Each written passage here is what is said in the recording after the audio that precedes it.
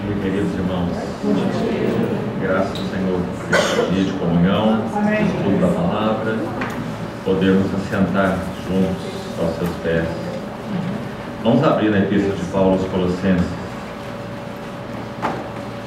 Colossenses, capítulo 1.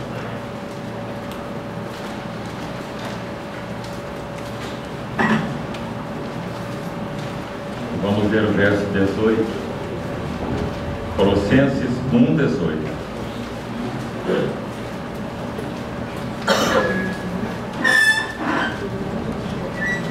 Ele é a cabeça do corpo da igreja. Ele é o princípio, o primogênito de entre os mortos, para em todas as coisas ter a primazia. Vamos uma vez mais lermos o mesmo versículo. Ele é a cabeça do corpo da igreja. Ele é o princípio, o primogênito de entre os mortos, para em todas as coisas ter a primazia. Vamos lá.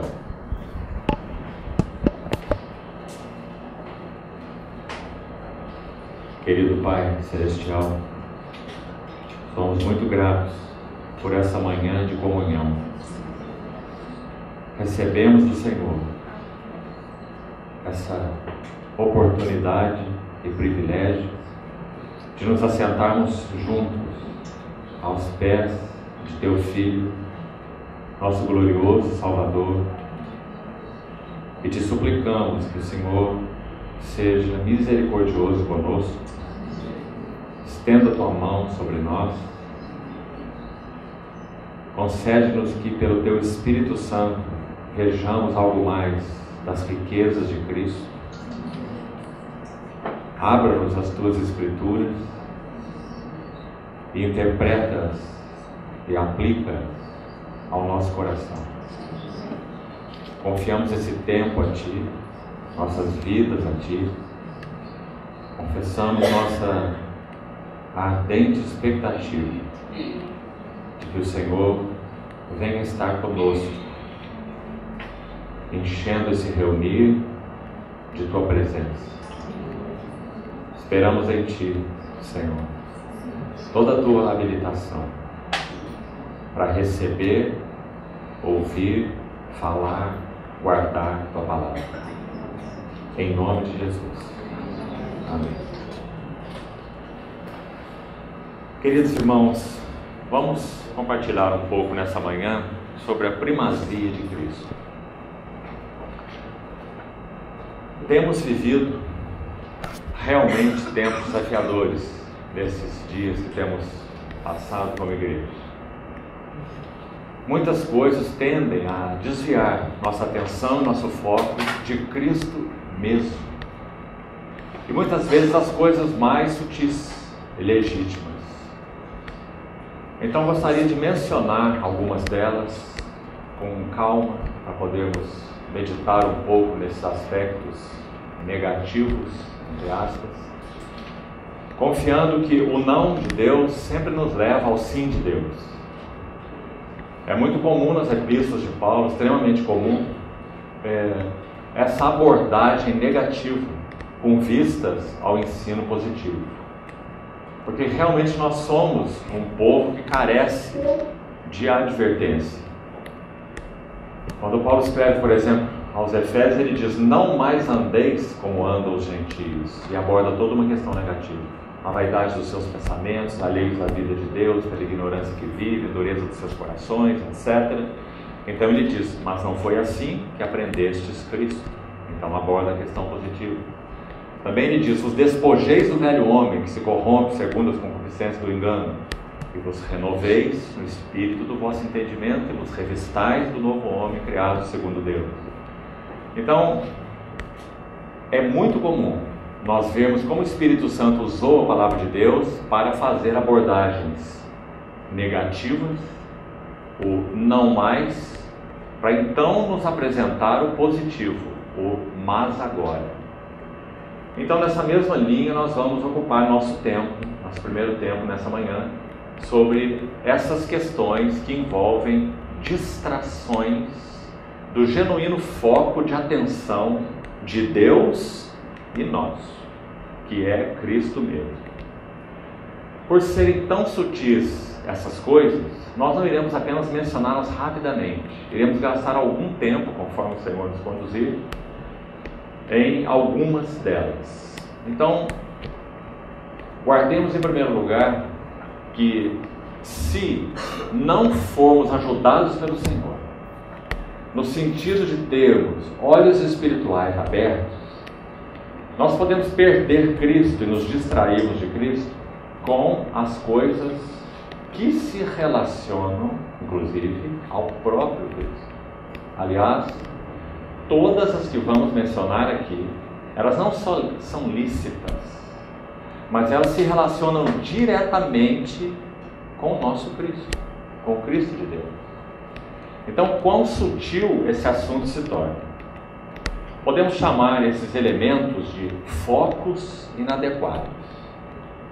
Se nós tivéssemos que andar em nossos veículos com as rodas excêntricas, os irmãos imaginam o que seria?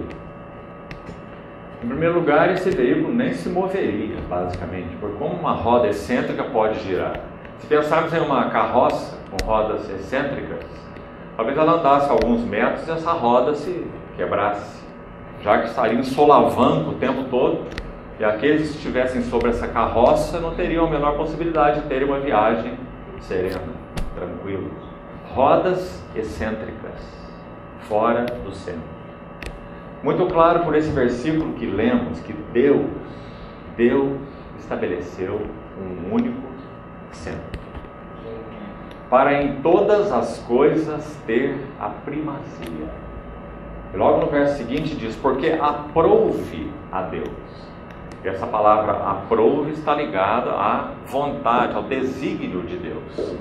Coube a Ele, aprouve a Ele, foi prazer dele. Aos Efésios, Paulo usa a palavra beneplácito, segundo o beneplácito da sua vontade. Sabemos que ela significa bom prazer. Então, Deus estabeleceu o seu centro. Aliás, esse centro estava estabelecido antes de haver o universo. O Pai é para o Filho e o Filho é para o Pai, na comunhão do Espírito Santo. A comunhão de Deus e a entrega de Deus, o que podemos chamar de a primeira pessoa, apenas para usarmos uma expressão didática, se é que assim podemos dizer, já que a Bíblia não usa nenhuma dessas expressões. Agostinho disse que usava a palavra pessoa para se referir às pessoas, à distinção que há na Trindade, porque ele não achava outra melhor. Então temos que usar essa palavra com muito cuidado, porque não podemos explicar o ser de Deus. Sempre será para nós um mistério inescrutável, a triunidade de Deus. Mas, quando nós olhamos essa pessoa, chamada primeira, o Pai, tudo que o Pai faz, ele tem em vista seu Filho, e nada mais, e ninguém mais. Tudo que o Filho faz, ele tem em vista seu Pai. Seu Pai é o objeto todo absorvente da sua atenção. E a comunhão entre os dois é tão plena que ela não se dá em termos de atributos. O Pai não ama o Filho com um amor que é um atributo do Pai para o Filho e vice-versa, do Filho para o Pai. O Pai ama o Filho em uma pessoa. E essa pessoa é o Espírito Santo. Por isso ele é chamado de Espírito da comunhão. E por isso Paulo ora para que o amor de Deus, a graça do Senhor Jesus e a comunhão do Espírito Santo estejam convosco. Porque o Espírito Santo é essa pessoa, então coloquemos assim, divina, tão divina quanto as outras, claro, em nada menor. Ele é onipotente, ele é onipresente, ele é onisciente, o Espírito Santo. Ele é digno de adoração, ele é Deus. Então, a comunhão do Pai com o Filho se dá em uma pessoa, a pessoa do Espírito Santo. Por isso essa comunhão é absoluta. O Espírito Santo, apenas para usarmos também linguagens compreensíveis para nós, já que esse é, de novo, um mistério inescrutável, mas nós não temos outras palavras. Então podemos dizer que o Espírito Santo é aquele que saca tudo que o Pai é e tem e comunica ao Filho. e vice-versa. O Espírito Santo também é aquele que toma tudo que é do Filho e transmite ao Pai. Por isso a comunhão triuna, ela é tão absoluta, tão completa, tão perfeita. Então, esse é o modo de vida da Trindade. Claro que quando o Pai concebe no seu coração um eterno propósito, linguagem de Efésios 3, ele estabelece esse eterno propósito em Cristo Jesus. Efésios 3, 11, para você registrar aí. Deus estabeleceu um eterno propósito em Cristo Jesus, porque Ele não poderia estabelecer em outra pessoa. Tudo que o Pai faz, estabelece, deseja, Ele o faz, estabelece e deseja no seu Filho. Então, queridos irmãos, qual é o cerne do nosso chamamento? Se esse é o modo de vida do Deus triuno, o que significa sermos chamados para Deus? Vamos interpretar melhor essas palavras, porque nós conhecemos muitos textos que abordam a magnitude, a beleza, a glória desse chamamento. Fiel é Deus pelo qual fostes chamados à comunhão de seu Filho Jesus Cristo. 1 Coríntios 1,9. Ainda em 1 Coríntios, capítulo 1, versos anteriores a esse, Paulo vai dizer que nós fomos chamados, vocacionados por Deus para sermos de Cristo. Vós sois dele, de Deus, em Cristo Jesus, que nos tornou, da parte de Deus, sabedoria, justiça, santificação e redenção. E o verso 9 que citamos, Deus nos chamou para essa comunhão de seu Filho Jesus Cristo. Então, se Deus é como é, vive como vive, o que significa sermos chamados para essa comunhão? É claro, irmãos, está muito implícito aí.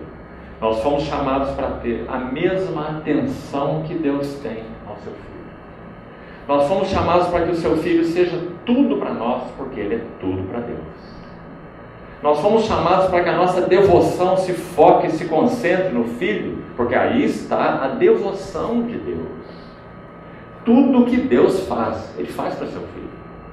Então, se esse é o nosso chamado, quais seriam os riscos de nós sermos cristãos excêntricos? O que poderia nos desfocar, nos tirar desse que é o centro de Deus? Então vamos mencionar algumas coisas, crendo que é Ele mesmo, o Espírito Santo, o Mestre Divino, que poderá somente Ele fazer as aplicações, a hora, a história, o nível espiritual em que cada um de nós se encontra. Então que Ele encontre esse caminho para fazer as aplicações no nosso coração. Vamos tomar um primeiro elemento, nossa vida. Pense sobre isso. Atos 20, 24. Passe esse texto, para nós vermos com que clareza esse assunto é mencionado. Se você abrir aí Atos 20, 24, diz assim: porque em nada considero a vida. Aí está a vida. Em nada considero a vida preciosa para mim, contanto que complete a minha carreira e o serviço, ministério que recebi do Senhor Jesus, para testemunhar esse evangelho da graça de Deus. Então, como Paulo via a sua vida? Completamente absorvida por um único foco, a tal ponto dele dizer assim, vamos tentar parafraseá-lo: minha vida seria e é em si mesma imprestável, para nada serve, a não ser que cumpra o propósito do seu chamamento. É isso que ele está dizendo. Ele diz que a vida não é preciosa para ele mesmo. Então aí já entramos no primeiro foco sutil. Agora pensemos assim: Deus não se importa com nossas vidas? Irmãos, Ele tanto se importa que o nosso Senhor Jesus disse assim, em registro de Mateus 10, que até os cabelos de nossas cabeças estão não apenas contados, como dizem as nossas traduções, mas enumerados, conforme o texto original.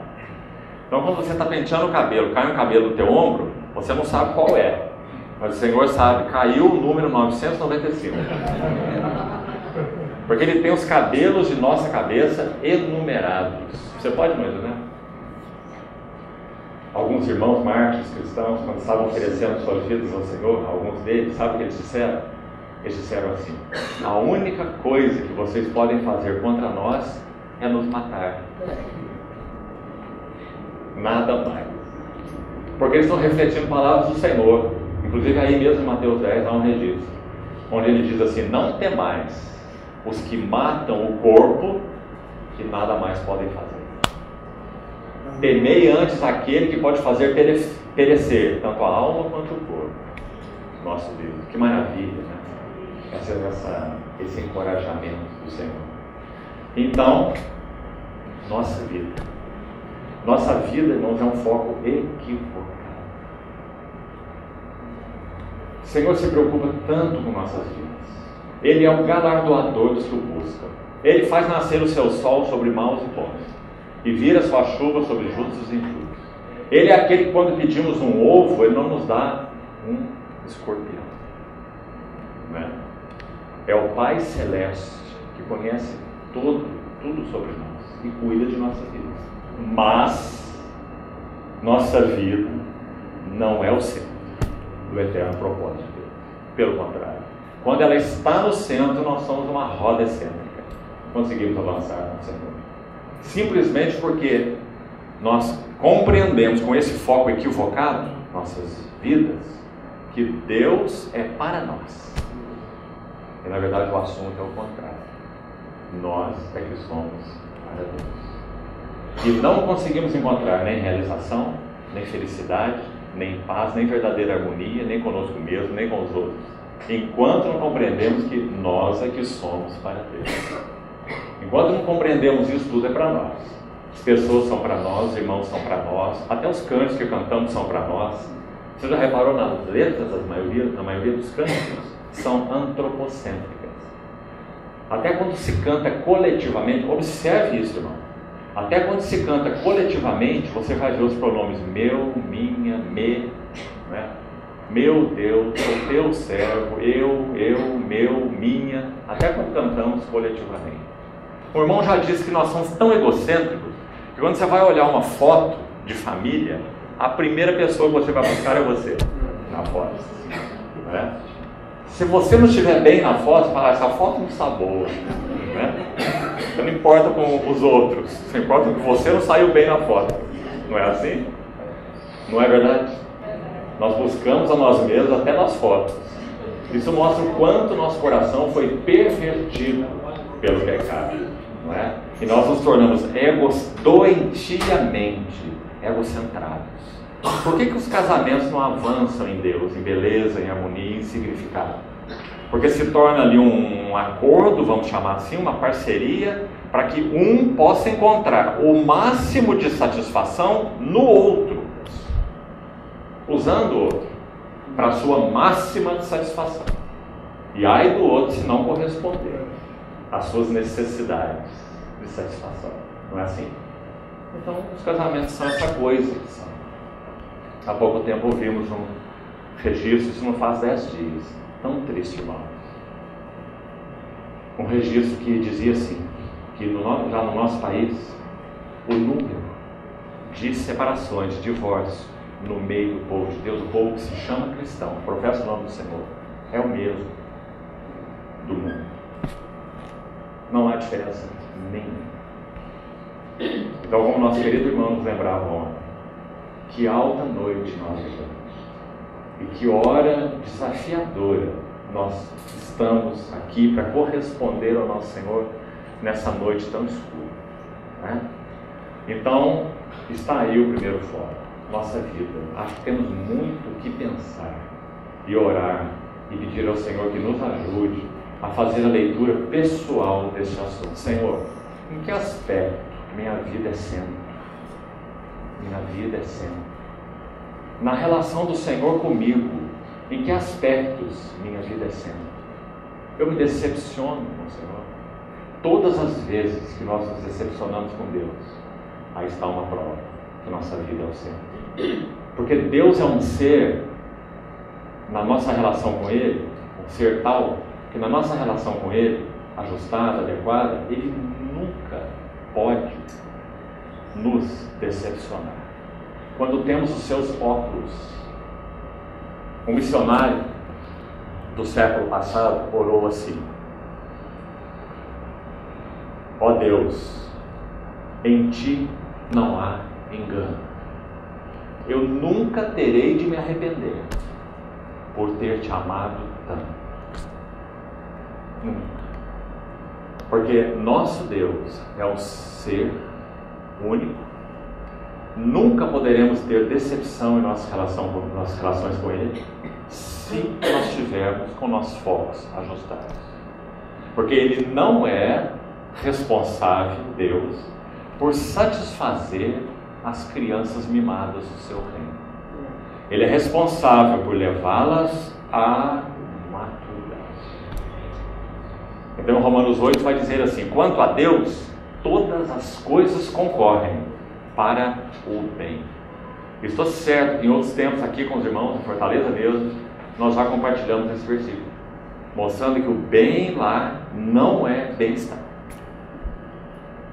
E nós sabemos que a leitura que se faz, né, no mundo cristão, de modo geral, desse versículo é assim: todas as coisas cooperam para o bem-estar daqueles que amam a Deus. Ou seja, Deus não vai fazer nada para incomodar você, né?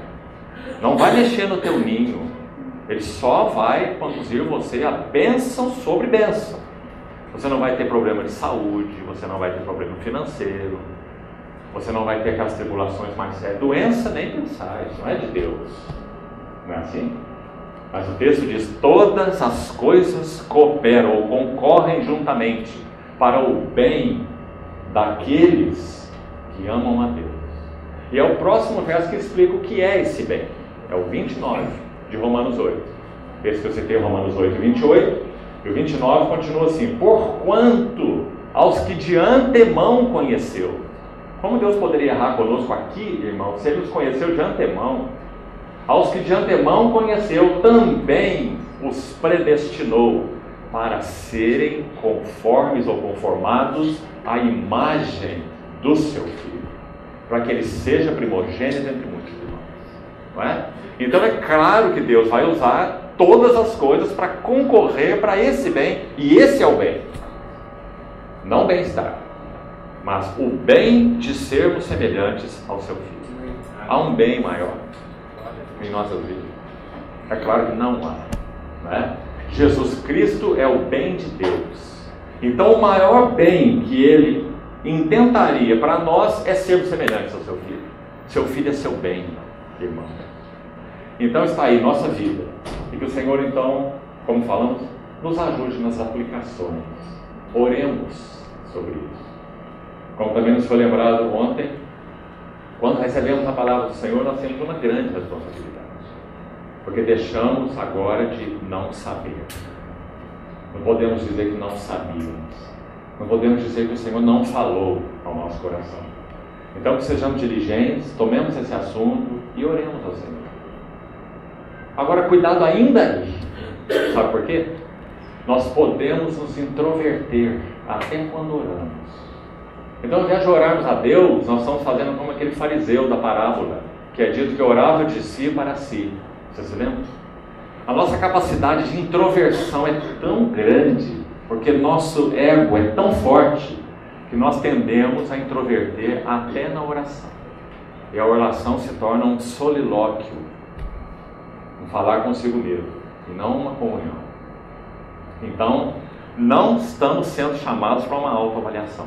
Autoavaliação é coisa da psicologia, não é coisa de Deus. O princípio de Deus é assim: em Ti, Senhor, está o manancial da vida, e na Tua luz nós vemos a luz. Salmo 36, versículo 9. Importante versículo. Um versículo de condenação a qualquer tipo de extroversão.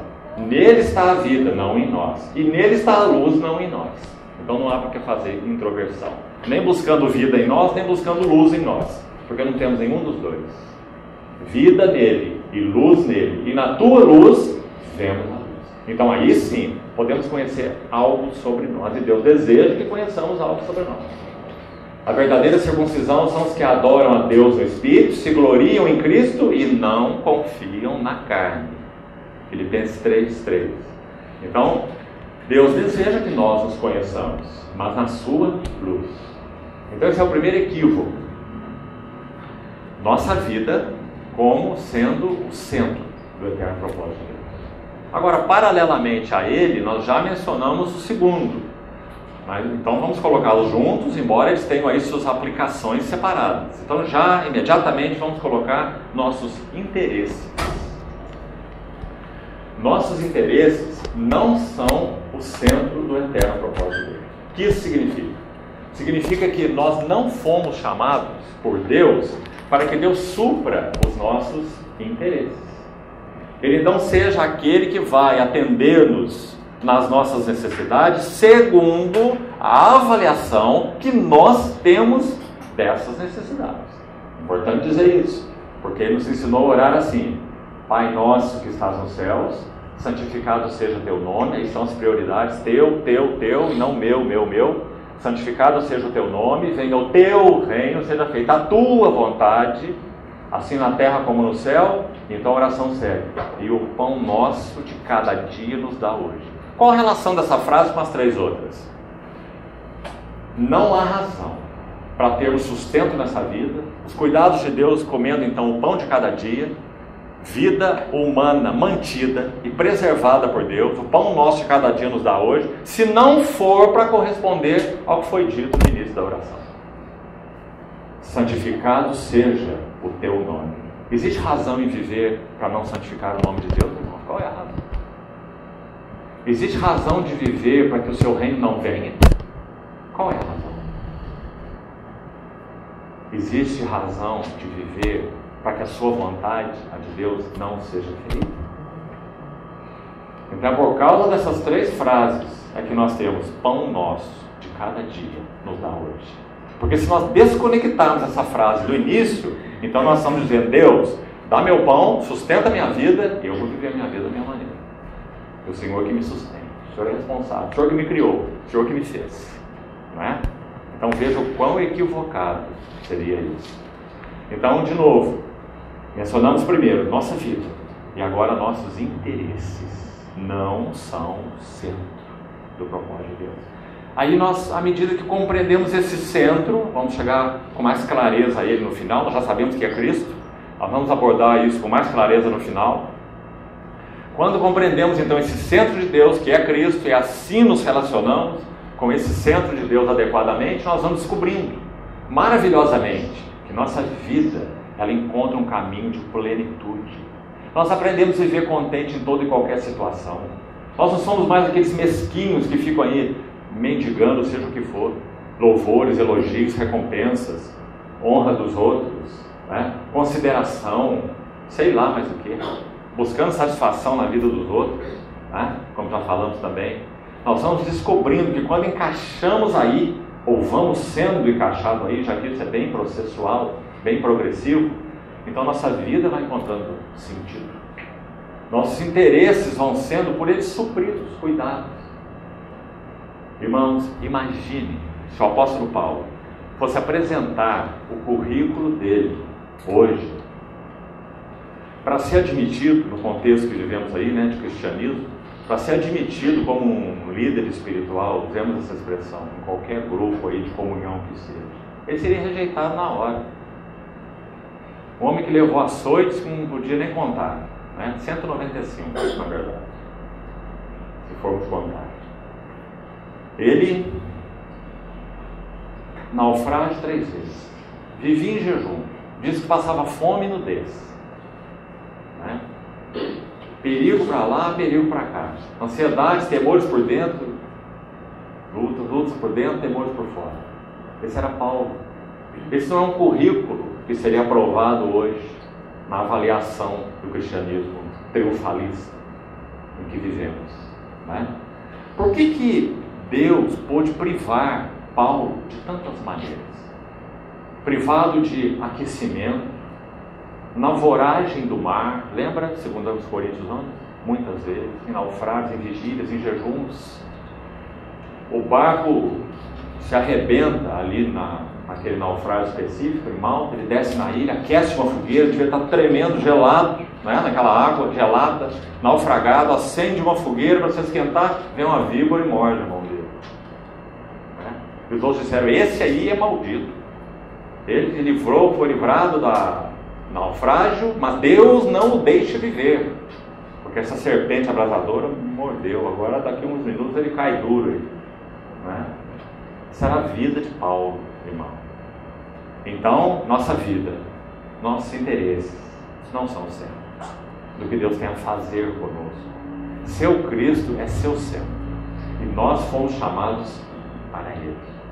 E Ele vai continuar paternalmente, gentil e firmemente, as duas coisas combinadas, a trabalhar nossas vidas. Ele é tão perito no que faz, que ele sabe que se você tirar aquela chupeta do menino de 1 ano, ele vai te dar muito trabalho. Se ele está viciado na chupeta, se é o caso, ele vai abrir a boca e chorar e perturbar todo mundo, né? Então o pai deixa aquela chupeta ali, ele vai procurando as maneiras dele, como nós que somos pais fizemos com os nossos filhinhos, né? Pelo menos que chuparam a chupeta, alguns nem chuparam, né? Então nós buscamos fazer a desintoxicação dessa chupetinha dele, para que então ele pudesse com o tempo esquecer a chupeta, né? Assim Deus faz conosco. Ele nunca age conosco de uma maneira abrupta, indecorosa. Deus é o nosso Pai. Mas, irmãos, que satisfação nós teríamos de termos um filho de 15, 20 anos ainda com a chupetinha na boca? Como seria para nós? Né? Nenhum de nós teria satisfação, nem Deus. Então Ele vai buscando trabalhar conosco para que nós possamos, seguindo a verdade em amor, cresçamos em tudo naquele que é a cabeça, Cristo. Amém? Então já estamos aí no segundo foco equivocado. Vamos para um terceiro, e esse é mais delicado ainda. Família. Família. Irmãos, há um grande número de irmãos nossos que entendem que a família cristã é o centro do eterno propósito de Deus em Deus. E aí sabe o que acontece? Qual é a nossa observação? Pais, maridos e pais, que não conseguem conduzir suas famílias aos pés do Senhor, porque eles compreenderam que o foco de Deus era as suas próprias famílias. Então são pais dedicados, são pais cristãos, que compreendem a importância da família cristã, e não há nada o que dizer contra isso aqui, não é? Óbvio, Paulo ensina isso em Efésios 5 de uma maneira tão clara, o que a família significa no eterno propósito de Deus, mas não é o centro do eterno propósito de Deus. De tal forma que se essa família não aprende, aqui está o papel mais fundamental do marido, porque ele é a cabeça da mulher, e ele deve exercer liderança espiritual sobre ela e sobre os filhos. Então, se ele não compreende isso, em conduzir suas famílias ao centro, ele perde a vida de Cristo, a vida devocional, a vida real, o altar daquela família diante do Senhor. Ele pode perder seus filhos. Ele pode viver para sua família. Um homem que só vai do trabalho para casa e cuida da sua família, e vive para sua família, e não tem amigos fora de casa, é dedicado aos seus filhos, não importa. Se ele não conduz essa família ao centro de Deus, então ele pode até mesmo perder essa família, porque ele esteve com o centro equivocado. Sabe outra coisa, irmãos, que vemos na nossa observação já há tantos anos seguindo o Senhor? Quando família se torna o centro, há uma coisa muito ruim que acontece na Assembleia. Sabe qual é? Aqueles que têm a intenção de tornar as suas famílias os modelos da Assembleia. Então aquelas famílias que podem dar esse sistema, olha minha mulher, olha aqui meu filho faz isso, meu filho toca lá na música, outro filho faz isso, outro prega, outro lidera os jovens, olhem para a minha família. É assim que tem que ser família. Não é? E as famílias que não atingem esse objetivo, pobres dessas famílias. Não é? Então isso se torna uma coisa feia no meio do povo de Deus, porque nós não fomos chamados para esse tipo de coisa. Todos nós fomos chamados para estarmos centrados no nosso Senhor Jesus. Amém. E não temos nenhuma atenção para ser chamada para a nossa família. Nossa família é um puro resultado desse amor perseverante, desse cuidado amoroso de Deus. Ele tem impedido que nós rolássemos a ribanceira muitas vezes, e quem sabe algumas vezes de uma maneira irreversível. Deus colocou sua mão e disse: não, aqui você não vai, não é? E travou o nosso caminho. Quantas vezes ele agiu assim conosco? Adolescentes, jovens que éramos, quem sabe os que se converteram aqui mais novos, não é? Adolescentes cristãos, jovens cristãos, travados pela mão do Senhor, porque queriam seguir seus caminhos, mas Deus não permitiu, não é? Então quem somos nós hoje? Paulo vai dizer bem quem somos nós, escrevendo para Timóteo. Ele fala assim: eu era um blasfemo, insolente e perseguidor da igreja, mas a mim foi revelada a sua graça para que eu servisse de modelo a quantos hão de crer nele para a vida eterna. Que modelo é esse? É um modelo da graça e da misericórdia do Senhor. É isso que nós somos. Então nós não temos nenhuma atenção para ser chamado para nós, não é? Então as nossas famílias não são o centro do eterno propósito de Deus. Elas devem estar focadas no centro do eterno propósito de Deus, senão nós vamos nos perder. De novo, marido e mulher agora, vamos deixar os filhos, vida conjugal, marido e mulher, cristãos.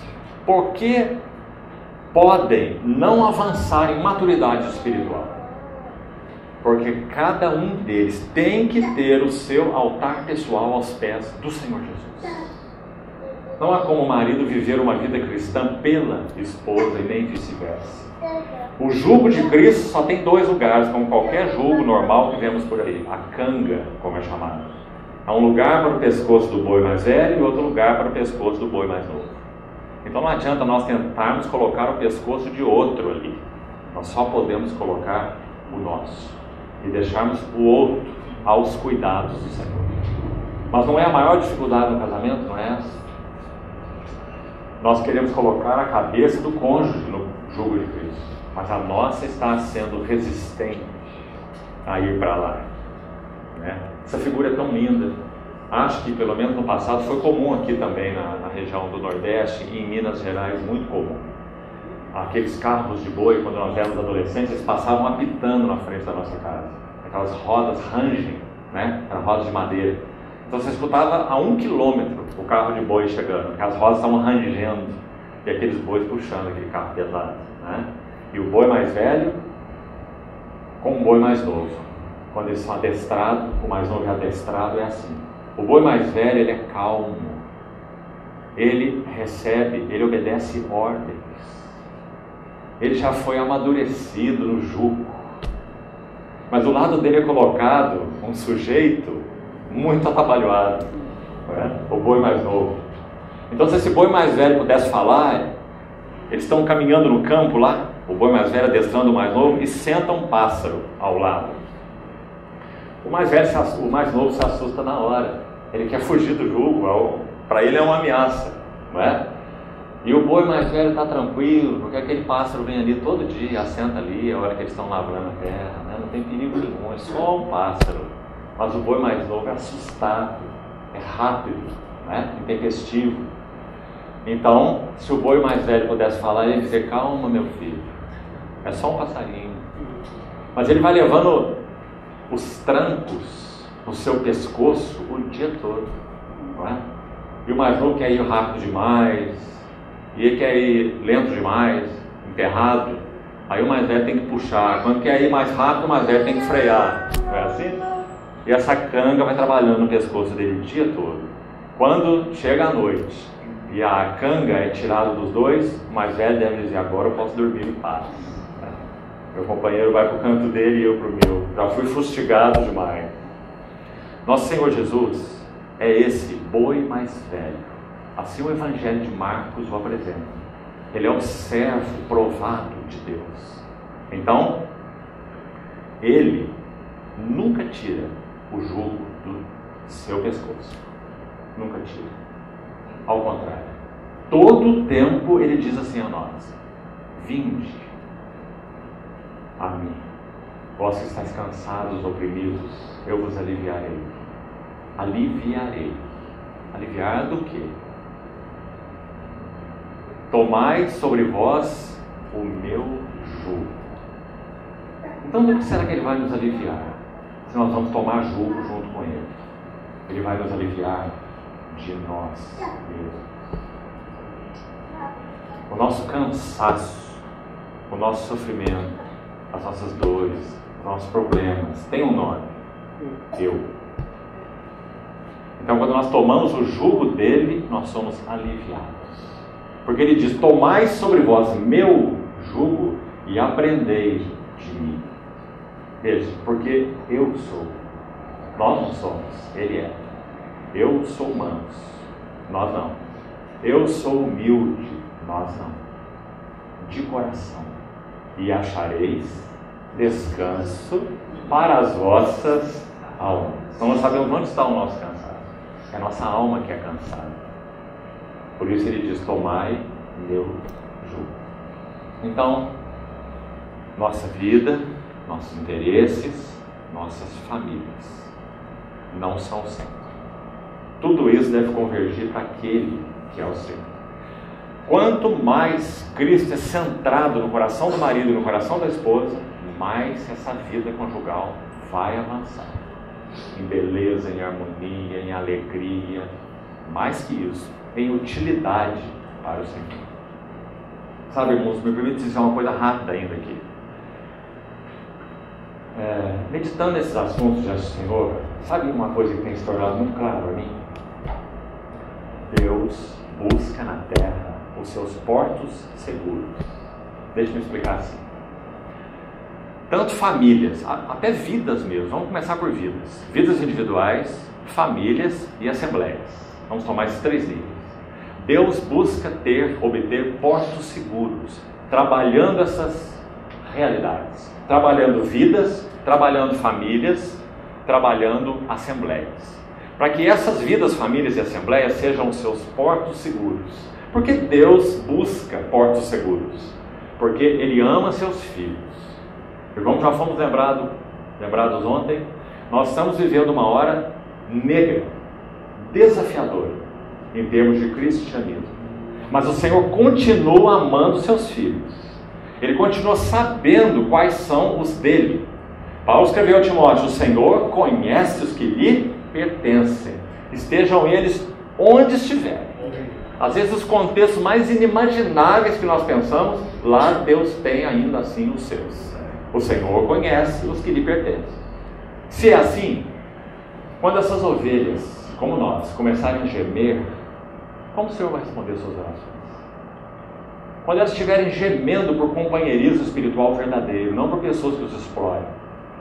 Quando eles estiverem gemendo por uma vida sadia de assembleia, onde essa assembleia está focada em Cristo mesmo, e não aquela coisa disforme, disputa, contenda, ciúme, posições, não é? E nem aquela coisa árida, sem vida, sem realidade. Se essas pessoas oram ao Senhor e clamam por Ele: Senhor, eu quero conhecer o que é a Tua igreja, até hoje eu não sei o que é isso, e viver a vida da igreja no que ela significa. Senhor, eu quero ver de novo a abundância da Tua palavra, eu quero ver de novo comunhão real no corpo de Cristo, como vejo na Tua palavra. Nunca vi isso em lugar nenhum. Senhor, por favor, atende minha oração. Quero beber das Tuas águas, quero viver a realidade que o Senhor estabeleceu na Tua igreja. Como o Senhor vai responder essas orações? É claro, irmãos, Ele vai encaminhar essas pessoas que oram sinceramente para os seus portos seguros. Compreendeu? Seus portos seguros são suas Betânias, na vida pessoal, na vida familiar e na vida corporativa. Então, qual é o desafio desse pequeno grupo de irmãos que se reúne aqui em Fortaleza especificamente? Há irmãos aqui de outras localidades. Serem Betânia para Deus, para que o Senhor possa encaminhar sedentos, famintos. Quantos que nós não conhecemos, né? Estão aí fazendo as suas orações diariamente. Senhor, renova-me. Senhor, eu já não suporto mais. Preciso da Tua palavra. Preciso da comunhão. Para onde o Senhor irá enviá-los? Para os seus portos seguros. Vidas que o amam, famílias que realmente o têm como centro, que não vivem para si mesmas, e assembleias, da mesma maneira, que são focadas só em Deus e nada mais. Nem no que podemos chamar de as doutrinas de Cristo, porque nós somos tão complicados que nós podemos separar as doutrinas de Cristo do próprio Cristo. Nunca aceite essa mensagem que diga assim: doutrina não é importante. Não queremos doutrina, queremos vida. Sabe, irmãos, há um grupo cristão muito grande no nosso país que começou a falar isso há 40 anos atrás. Hoje eles não têm nem doutrina e nem vida. Porque nós não podemos separar a doutrina de vida. As palavras que eu vos tenho dito são espírito e são vida. E perseveravam na doutrina dos apóstolos, e na comunhão, no partir do pão e nas orações. Mas, apesar disso, escute aqui, o Senhor disse assim: examinais as Escrituras. Isso não é uma ordem. Aquele versículo é entendido tão errado, como se o Senhor estivesse mandando que eles examinassem as Escrituras. Não é isso que ele disse. Ele disse assim: examinai as Escrituras. Era um fato, eles faziam isso, eram os fariseus. Examinai as Escrituras, porque julgais ter nelas a vida eterna. Tudo certo aqui. E são elas que testificam de mim. Também tudo certo, né? Mas tem o mas do Senhor: mas não quereis vir a mim para ter vida. Então nós fazemos, na verdade, uma separação de algo que deveria ser inseparável, que é Cristo e a palavra de Cristo, que é Cristo e a doutrina de Cristo. Então nós criamos, ou foi criado, né, no cristianismo, essas chamadas escolas teológicas.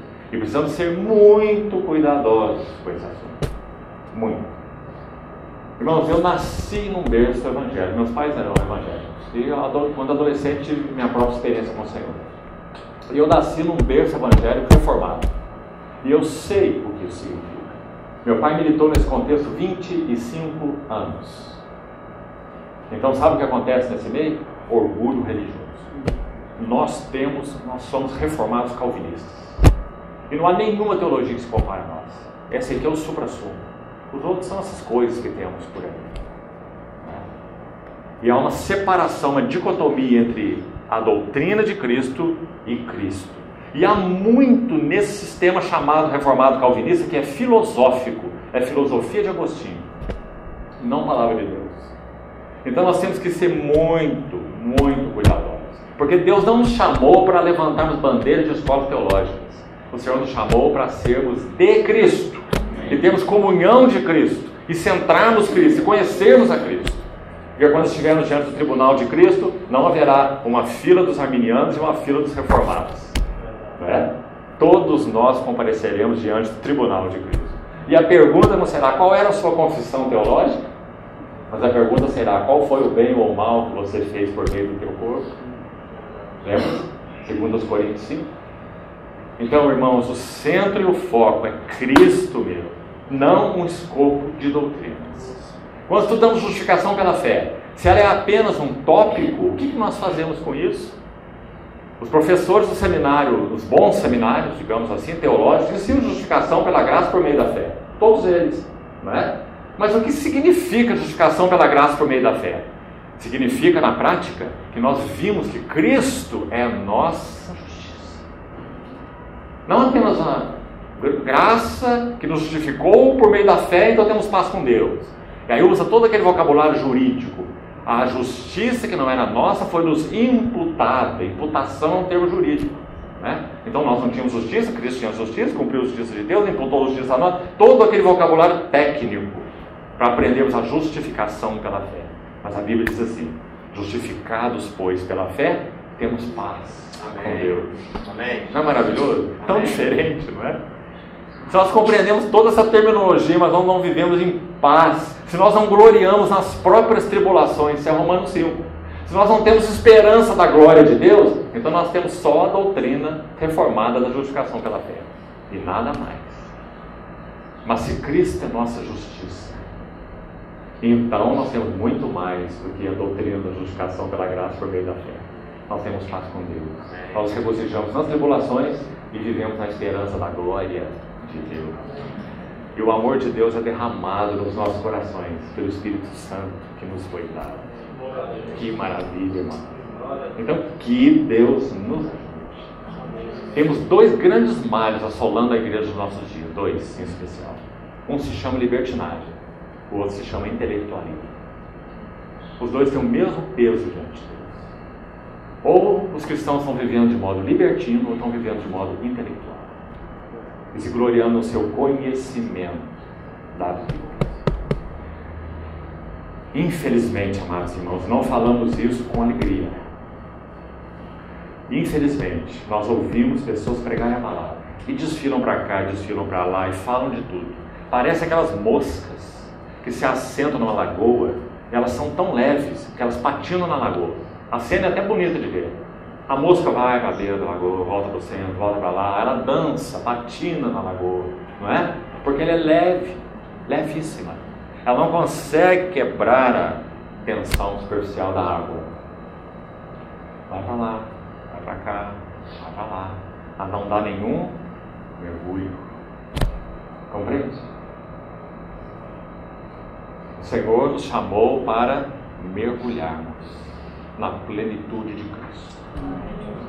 Não é para falarmos sobre isso, falarmos sobre aquilo, falarmos sobre outro, e doutrina daqui, doutrina de lá, e pensamento, e literatura, e filosofia, não sei mais o que, né? Sem nenhum mergulho. Aí nós terminamos essa aula e os cristãos saem dali secos, porque eles não viram Cristo, mas receberam uma avalanche de informações e de conhecimento. Então, a libertinagem é tão grave quanto o intelectualismo. O intelectualismo é tão perverso quanto a libertinagem. Então nós já temos aí vida, interesses e família.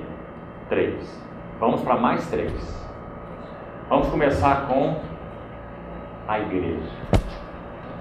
Parece que as coisas estão ficando mais difíceis a cada passo. A igreja não é o centro do eterno propósito de Deus em Cristo. De novo, queridos irmãos, e sei que há alguns irmãos aqui que saberão bem o que eu estou querendo dizer. Embora eu não vá ser explícito. Há um grupo de irmãos que também iniciaram aqui no nosso país há 40 anos ou mais, que colocaram a igreja na frente de Cristo. Então nós ouvimos pregações assim: quando eu conheci a igreja, a minha vida foi salva, a minha vida foi transformada. Então colocam a igreja na frente de Cristo, a lua na frente do sol. Cristo é o sol da justiça. A igreja não tem luz própria, como a lua, era só um espelho. Se não bate sol na lua, a lua não serve para nada, ninguém veria a lua. Mas é por causa da glória do sol que nós vemos a beleza da lua. Assim é com Cristo e a igreja. Amém. É por causa da glória de Cristo que nós podemos apreciar a beleza da igreja. Amém. Da vida da igreja, da comunhão da igreja, da natureza da igreja, do serviço da igreja. Amém. Então, a igreja não é o centro do propósito eterno de Deus. Todas as vezes que nossa mensagem se torna eclesiocêntrica, nós estamos fadados ao fracasso. Um servo de Deus hoje com 101 anos de idade, certa vez ouvimos dizer assim: pregue a Cristo e você terá a igreja. Pregue a igreja e você terá muitos problemas. Compreende, irmãos? Porque a igreja não é o centro do eterno propósito de Deus. Agora, qual é o privilégio da igreja? Está aí a epístola de Efésios, que sem dúvida a maioria dos irmãos pelo menos conhece. O grande, mensurável privilégio da igreja é que ela foi unida àquele que é o centro. Amém. Então podemos dizer, ela está no centro, mas ela não é o centro. Ela só está no centro porque foi unida ao que é o centro, Cristo. Então grande é esse mistério, mas eu me refiro a Cristo e à igreja. Amém. Quando Deus coloca o homem para dormir e retira algo do seu lado, Gênesis 2, a palavra usada no hebraico ali não é transformou-a, como aparece na Revista Atualizada de Almeida, transformou-a numa mulher. Isso parece um passe de mágica, né? Que Deus tirou algo do lado do homem, parece que fez assim, e de repente apareceu uma mulher, né? Mas a palavra no hebraico é edificou-lhe. Tirou Deus algo do lado do homem, costela, algumas versões traduzem aí, a costela que Deus tirou do lado do homem, transformou-a, na versão em português, equivocada, edificou-lhe uma mulher, desse algo que ele tirou do homem. Olha a beleza desse significado. Quando Cristo estava na cruz, seu lado foi ferido, e do seu lado saiu sangue e água. Sangue fala de remissão de pecados. Sem derramamento de sangue não há remissão de pecados. E água fala de regeneração. Ele não apenas remiu nossos pecados, mas ele nos comunicou sua vida. São duas coisas. Uma negativa e outra positiva. Limpou os pecados, mas isso não bastava. Ele comunicou-nos a sua vida. Sangue e água. Assim nasceu a igreja. O homem foi criado do pó da terra. A mulher não foi criada do pó da terra. Você já se perguntou por quê? Por que Deus não fez dois seres assim, ambos do pó? Porque eles seriam independentes. Então é por isso que Paulo em Coríntios 11 vai dizer: no Senhor, nem o homem é independente da mulher, e nem a mulher do homem. Porque ele fez o homem, e do homem ele tirou algo, e edificou uma mulher. A ideia é Deus trabalhando sobre aquilo que ele tirou, né? Edificou-lhe uma mulher e lhe a trouxe. Então isso é a igreja. E lhe a trouxe, veja, colocando-a então junto dele. Adão foi tirada dali, então para ali voltou. A igreja está no centro porque ela foi unida àquele que é o centro. Mas ela própria não é o centro, nunca seria o centro, por si só. Ficou claro isso? Então, estamos aí na igreja. Mais dois. Vamos agora para unidade. Unidade não é o centro do propósito eterno de Deus. E por que escolhemos esse elemento para compartilhar? Porque, irmãos, muitíssimo se fala sobre unidade no meio do povo de Deus. Levantam-se bandeiras de unidade. Olhando contextos maiores, mais amplos, mas também que se chamam cristãos. Então aqui vamos incluir o catolicismo romano. Você sabe que esse movimento, de novo, católico ecumênico, ele está ferozmente operando de novo no seio do cristianismo. Esse ecumenismo. Muitos irmãos, chamados evangélicos, têm se unido de novo a esse movimento. Então, unidade não é o centro do propósito de Deus. Uma das melhores maneiras de nós termos ainda mais divisões no corpo de Cristo é pregarmos unidade. É uma maneira muito boa. Fale sobre unidade e você vai obter divisões.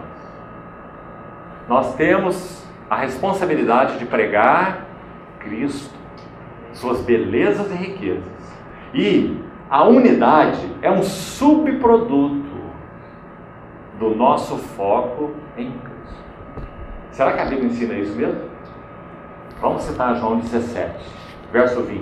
Diz assim: não rogo por estes, mas também por aqueles que vierem a crer em mim por intermédio da tua palavra. Aí no verso seguinte diz: para que todos sejam um. Olha a unidade aí. Jesus está orando antes da cruz. Para que todos sejam um. E como és tu, ó Pai, em mim, essa é a unidade, essa é a fonte da unidade, essa é a unidade eterna. Como és tu, ó Pai, em mim e eu em ti, o Deus triuno, a unidade triuna. Como és tu, ó Pai, em mim e eu em ti, também sejam eles em nós, para que o mundo creia que tu me enviaste. Então vamos devagar aí. Unidade não é algo para ser buscado. Unidade já é algo que foi realizado na obra do Senhor na cruz. Quando ele ora para que sejam um, isso não é apenas uma oração esperançosa. Aquele que está orando em João 17, vai ao Getsemane em João 18 e está na cruz em João 19, dizendo: tudo está consumado. Antes ele disse: meu pai trabalha até agora e eu trabalho também. Mas na cruz não tem mais trabalho. Tudo está consumado. E a partir disso nós o vemos onde? Assentado à destra da majestade nas alturas. Ou seja, todos aqueles que genuína e verdadeiramente confessam o nome do Senhor Jesus são um. E ponto final. Então qual é a nossa tarefa? Preservando a unidade do Espírito no vínculo da paz. É maravilhoso, irmão? Então por que esse frenesi pela unidade? Temos que ser um, temos que fazer um, temos que... Certo irmão, servo de Deus do século passado, não vou citar o nome dele propositalmente, ele orou assim, escute parte da sua oração. Fomos chamados, ele escreveu assim, fomos chamados para orar, para que Deus dê visão aos vasos do seu ministério nesses dias. Oração por visão espiritual. Fomos chamados para orar, para que Deus dê visão aos vasos do seu ministério nesses dias. Aí ele segue dizendo mais ou menos assim: uma visão tal que, ao recebê-la, todas as nossas barreiras cairão. Porque houve nesse povo, escute o que ele diz, houve nesse povo um tal desejo de conhecer Cristo e Cristo somente. Essa é a chave, irmão. Conhecer Cristo e Cristo somente. Nós queremos Cristo e algo mais. Conhecer Cristo, mas dentro dessa escola aqui. Conhecer Cristo, mas nesses parâmetros aqui. Esses parâmetros e Cristo estão aqui em pé de igualdade. E não Cristo e somente Cristo. Então nós não aprendemos a nos amar, nós não aprendemos a nos servir. Nós não compreendemos que nós somos escravos uns dos outros.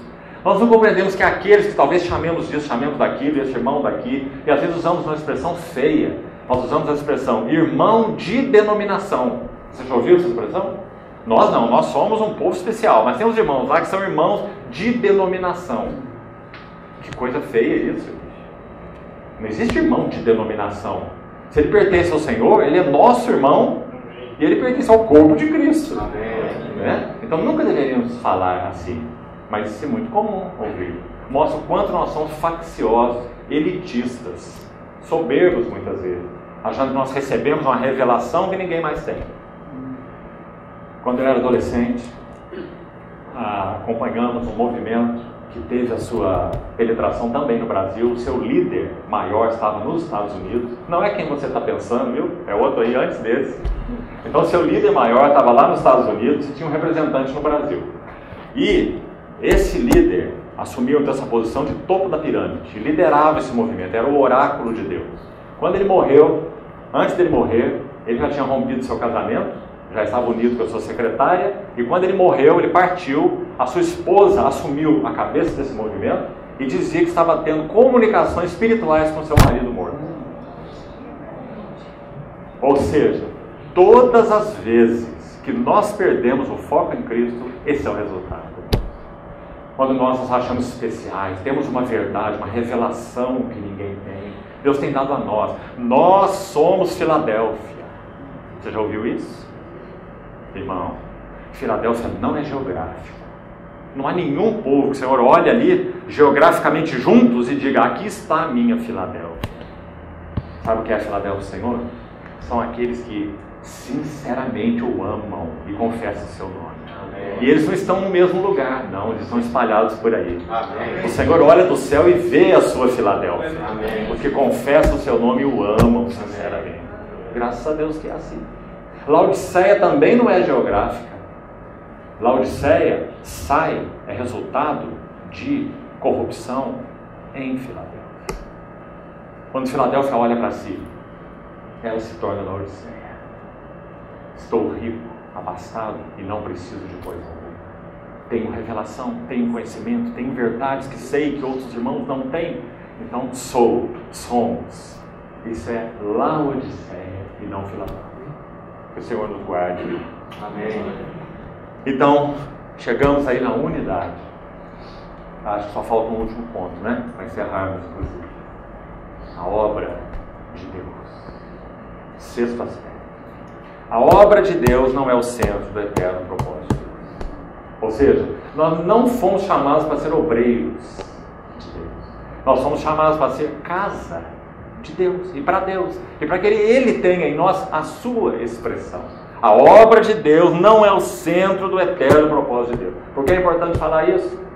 Nós sabemos quantos daqueles que se professam cristãos se envolvem tanto com a obra de Deus que perdem Deus na obra de Deus, ou na obra para Deus. Não é assim? Obra feita em nome de Deus que não tem mais Deus. Tabernáculo sem arca. Icabode. Foi-se a glória de Israel. Mas o serviço continua, como no caso dos dias de Samuel. A obra, vamos colocar entre aspas, de Deus estava lá. Você já pensou o nível de obra? Porque obra, de alguma maneira, não se portava com arca, com glória de Deus, com presença de Deus, não. Com serviço a Deus. Serviço é o foco. Então estava lá o tabernáculo em Silo. E ano a ano, diz o texto, veja, ano a ano, Ana subia a Silo com seu marido Eucana para adorar o Senhor. Sabe o que Ana via? Eli, um sacerdote que tinha filhos, Hofni e Finéias, que são chamados nos primeiros capítulos de Samuel de filhos de Belial. Sabe o que significa essa expressão? Imprestáveis. Imagina, Eli e seus 2 filhos imprestáveis, corruptos, iníquos, que metiam seu garfo nas ofertas do Senhor e se corrompiam com as mulheres na porta da tenda da congregação. Esses eram os filhos de Eli, os sacerdotes. O serviço estava lá. Então Ana subia de ano em ano, subia de ano em ano. Ana era estéril. Veja esse quadro, irmão, magnífico. Ana era estéril. Mas quando ela subia a Siló de ano em ano, o que ela via lá? Ela via que era Deus quem estava estéril. Deus não tinha seu testemunho na terra. Deus não tinha seu sacerdote. Os filhos de Eli execráveis, e Eli não os repreendia. Eli já tinha seus olhos escurecendo, como diz a palavra, já era um homem sem visão espiritual. Por isso ele não corrigia seus filhos, tudo aquilo acontecia debaixo das suas vistas. Então Ana de alguma maneira compreendeu que o problema, a questão, não eram as necessidades dela. Qual era a necessidade de Ana? Ter filho. Uma mulher sem filhos era quase uma maldição naqueles dias. Então Ana orava e agonizava: Senhor, me dá filhos. Mas subindo de ano em ano a Jerusalém, ela viu que Deus é quem tinha necessidade. Então nós temos aquela maravilhosa oração no início, que é chamado voto de Ana. Precisamos ter muito cuidado para compreendê-lo. Ana não está fazendo barganha com Deus. Ela compreendeu a necessidade de Deus. Porque de ano em ano ela ia a Silo e via aquela cena horrível na casa de Deus. Então ela orou assim: Senhor, se me deres um filho, a ti eu darei todos os dias ao seu vida. Não é maravilhoso?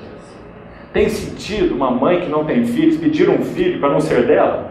Para ficar apartado dela? Para ficar aos cuidados dos outros e longe dela? Tem sentido, irmã? Claro que não tem. Você quer seu filho nos seus braços. Mas ela orou: Senhor, se me deres um filho, eu te darei por todos os dias da sua vida. Ou seja, Samuel foi um nazíreo, consagrado ao Senhor. Se o Senhor não tinha uma porta principal de serviço através dos levitas adequada, então em número 6 ele estabelece o voto do nazireu. O voto do nazireu é uma porta lateral.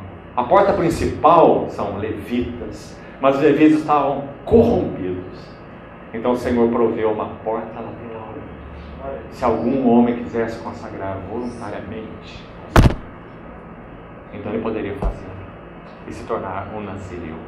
E esse foi Samuel.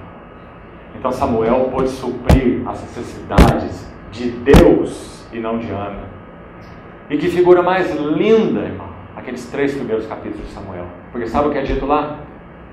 É dito que Ana tecia a sua estola, a estola de Samuel. O menino ainda, quando foi desmamado, ele foi entregue a Eli, uma criança, aos cuidados de Eli. E Ana só podia orar por ele agora, porque ele estava lá, naquele meio, junto com Eli, junto com Hofni, junto com Finéias.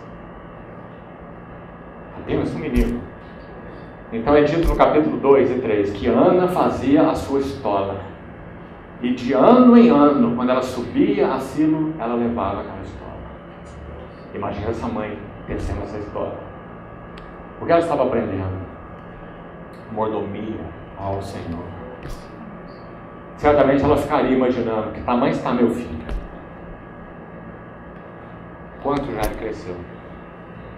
Será que essa estola vai servir para ele? E é dito assim: e Samuel permanecia no templo do Senhor, antes que a lâmpada de Deus se apagasse, porque as visões eram raras, a palavra de Deus era rara e as visões não eram frequentes. Que quadro! Quem o Senhor usou nessa hora e nesse quadro? Uma mulher. É maravilhoso o lugar das mulheres diante do Senhor. Não é maravilhoso? Assim como ele usou Esther, para que o povo de Deus não fosse exterminado completamente. Assim como ele usou Maria Madalena, a primeira que viu o Senhor ressuscitado. Então ali está Ana, provendo para as necessidades de Deus, acima das necessidades dela. A primeira vez na Bíblia que aparece a palavra Yahvé Tsabá, que significa o Senhor dos Exércitos, está nos lábios de Ana. É Ana quem fala pela primeira vez, porque ela viu que uma grande batalha estava sendo travada ali e que o testemunho de Deus estava arrasado. Então ela orou a Yahvé Tsabá, Senhor dos Exércitos. Se deres um filho ao Senhor darei por todos os dias da sua vida. Então Samuel foi não apenas um sacerdote, mas Samuel foi um profeta. E se não houvesse Samuel, não haveria Davi. E não haveria mudança da era dos juízes para a era do reino. O Senhor não obteria o homem segundo o seu coração, porque Samuel queria ungir, Samuel queria discernir. Então, queridos irmãos, nós temos necessidades? Sim, nós temos nossas necessidades. Mas Deus tem necessidades nesses dias que nós estamos vivendo. E a sua necessidade é que seu Cristo ocupe de novo o centro da devoção da igreja, o centro do louvor da igreja, o centro das nossas vidas individuais, o centro do nosso casamento. Nós não casamos para nós mesmos, irmão. O centro das nossas famílias, para em todas as coisas ter a primazia. O Senhor continua falando. Vamos orar.